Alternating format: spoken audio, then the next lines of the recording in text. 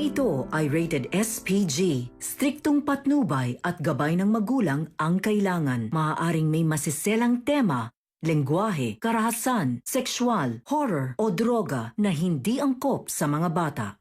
Wala nang makakapigil pa kay Zoe sa gagawin niya. At ikapapahama kaya ito ni Lynette?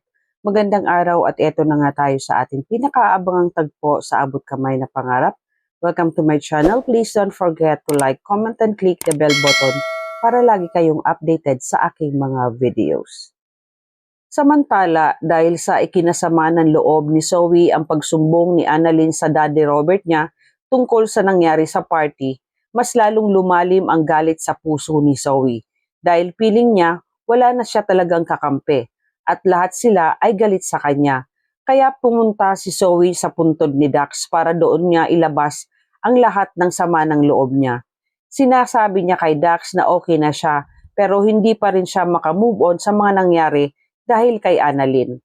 Nasasaktan siya kapag nakikita niyang kasama ni Annalyn ang mga mahal niya sa buhay.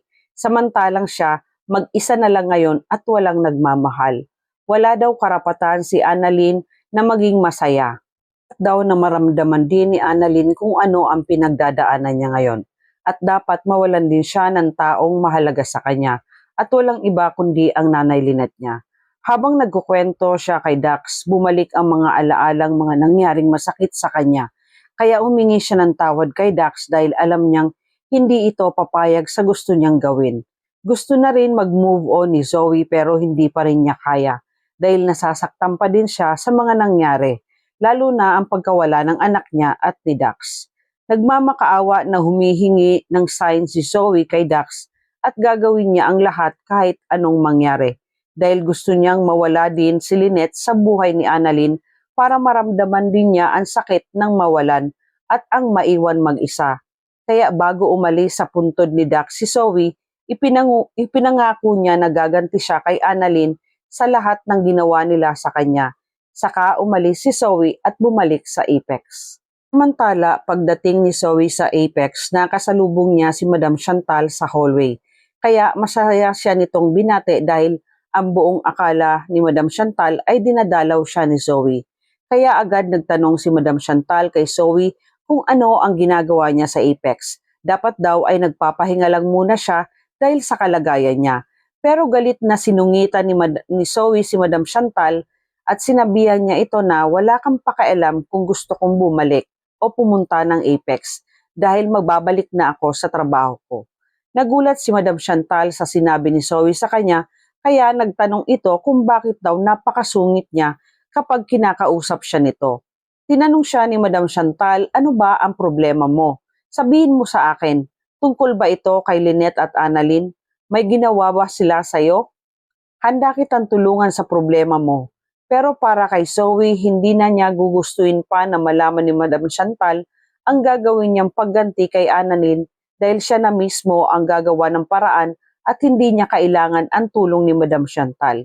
Hindi na pinatulan ni Zoe si Madam Chantal at iniwan niya lang ito, kaya walang nagawa si Madam Chantal. Sa inis ni Zoe, dumiretso na lang siya sa sasakyan para doon magpalipas ng oras. Samantala, nagpaalam naman muna si Lynette kay Annalyn na mauuna na siya at may pupuntahan lang siya sandali. Kaya nagsabi naman si Annalyn sa nanay Lynette niya na patapos na din ang duty ko, ayaw niyo po bang antayin mo na lang ako para masamahan na lang kita sa pupuntahan mo? Dahil konting oras na lang naman ito.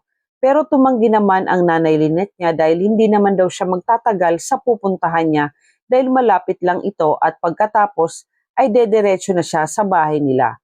Kaya walang nagawa si Annalyn. Pinag-iingat na lang ni Annalyn ang nanay Lynette niya sa pupuntahan nito. Saka nagpaalam si Lynette kay Annalyn at bago umalis, isang mahigpit na yakap ang ibinigay nila sa isa't isa. Nakangiti naman na pinagmamasdan ni Annalyn ang nanay niya habang papalabas ito ng Apex. Pagkaalis ng nanay Lynette niya, biglang nag-iba ang pakiramdam ni Annalyn.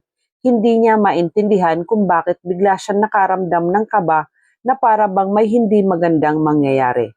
Kaya parang gustong sundan ni Annalyn ang nanay Lynette niya. Sa di kalayuan naman nakita ni Tiang Susan si Annalyn at nagtataka ito kung bakit parang nag-aalala si Annalyn.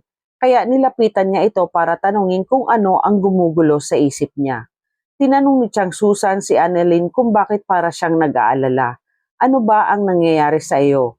At parang hindi ka mapakali. Dahil malayo pa lang, nakita na kitang tinititigan mo ang nanay mo habang papaalis. Nag-aalala ka ba sa nanay mo? Hayaan mo na ang nanay mo. Kasama naman ata nito ang tatay mo sa lakad niya. Ano ba kasi ang iniisip mo? Nagsabi naman si Annalyn kay Chang Susan na hindi ko po alam lola, para po kasi bigla na lang po akong kinabahan. Kinontra naman ni Chang Susan ang nararamdaman ni Annalyn kaya sinabihan niya ito na huwag kang mag-isip ng ganyan, walang mangyayaring masama sa nanay mo. Kung ano-ano ang iniisip mo dyan, siguro gutom ka lang. Pero si Annalyn hindi pa din mapalagay sa nararamdaman niya. Samantala sa labas habang nag-aantay si Lynette ng masasakyan, hindi niya alam na may nakamasid sa kanya dahil sumakto naman na nakita ni Zoe si Lynette habang nag-aantay ito ng masasakyan sa tabing daan. Walang kaalam-alam si Lynette na nasa panganib ang buhay niya kay Zoe.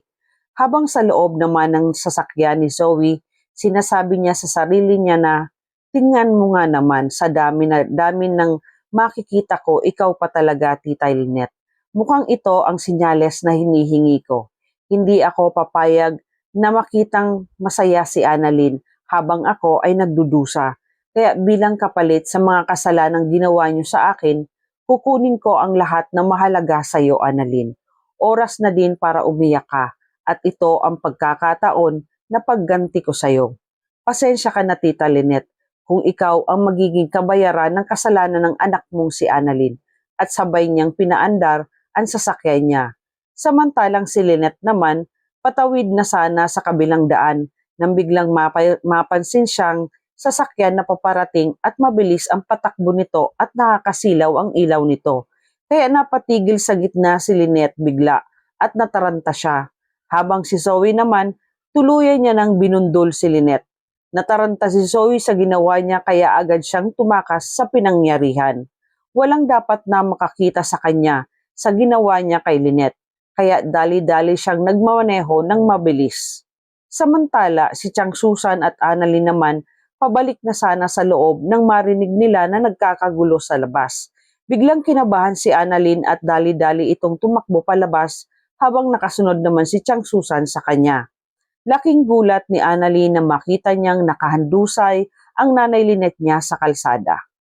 Makakaligtas kaya si Lynette sa ginawa ni Zoe?